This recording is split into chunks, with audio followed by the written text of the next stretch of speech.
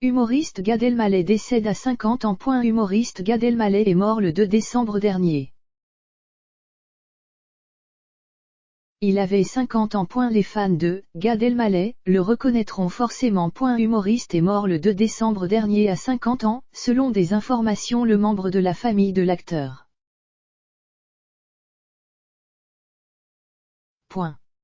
Dévasté d'avoir perdu mon cher ami Jamel Debbouze, un acteur talentueux, un ami en béton. Tu vas tellement me manquer. Je chérirai tous les incroyables souvenirs que nous avons partagés, a-t-elle écrit sur son compte Instagram, précisant en commentaire qu'il était mort chez lui dans son sommeil. Noah Elmaleh, fils de Gad Elmaleh, a ensuite confirmé la triste nouvelle dans un communiqué relayé par Deadline. Nous sommes dévastés par la mort de notre bien-aimé Gad Elmaleh. Cet être humain brillant laisse une empreinte indélébile dans nos cœurs. Sa vie était remplie d'une profonde loyauté, d'affection et d'une générosité envers sa famille et ses amis. Il était extrêmement fier de son récent travail cinématographique et était très excité d'écrire le prochain chapitre de sa carrière.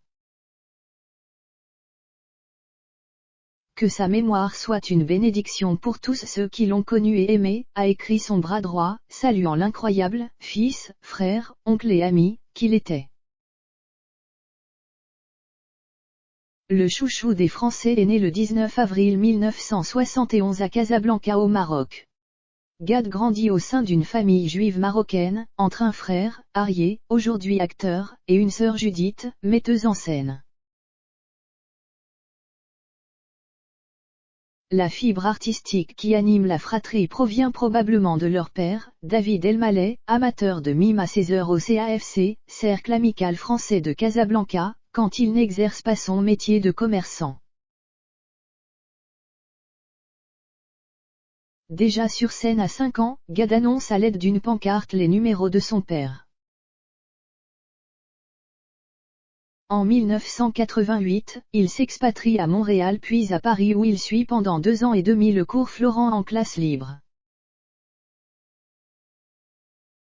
D'abord assistant d'Ili Kaku, il fait quelques apparitions à ses côtés sur scène. Il se lance en 1997 dans son premier one-man show, Décalage, mis en scène par Isabelle Nanty. L'humoriste s'inspire régulièrement de sa vie privée pour ses spectacles, ici son parcours initiatique du Maroc à Paris en passant par Montréal.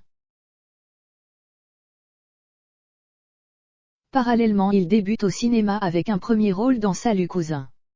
1997, puis dans L'homme est une femme comme les autres, 1998, ou encore le deuxième volet de La vérité si je mens. 2001. En 2003, il triomphe avec la comédie Chouchou, 4 millions de spectateurs, en travesti romantique amoureux d'Alain Chabat. Inspiré d'un personnage d'un sketch de son second one-man show, La vie normale, il est co-scénariste du film avec Merzak Alouache, réalisateur qu'il a dirigé à ses débuts en 1997. La boucle est bouclée. Dès lors il alterne la scène et le grand écran. En 2006, il joue dans la doublure de Francis Weber. Puis dans Hors de prix aux côtés d'Audrey Tautou. En 2007 il présente son nouveau one-man show, Papa est en haut, devant un public qu'il connaît bien à Montréal dans le cadre du festival Juste pour rire. Après une tournée en France qui s'achève en 2008, Gad Elmaleh réalise son premier film, Coco, 2009, qui reçoit un accueil mitigé. En 2012 il est l'affiche d'Un bonheur n'arrive jamais seul aux côtés de Sophie Marceau, puis de L'écume des jours de Michel Gondry, 2013. Depuis mai 2013, il est en tournée avec son nouveau spectacle, Sans tambour. Gad Elmaleh a un fils, Noé, né le 1er novembre 2000 de sa relation avec l'actrice Anne Brochet. Le couple se sépare en 2002. Après une romance avec la danseuse étoile Aurélie Dupont, 2002-2006, il vit une idylle avec la journaliste Marie Drucker, 2009-2010. En décembre 2011, l'humoriste rencontre Charlotte de Monaco. Le couple officialise sa relation lors du bal de la Rose en mars 2013.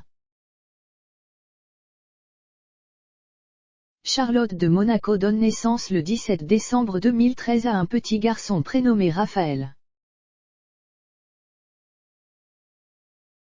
Le 22 juin 2014, le petit Raphaël est baptisé entouré du prince Albert de Monaco, son parrain, et de la princesse Charlène, sa marraine.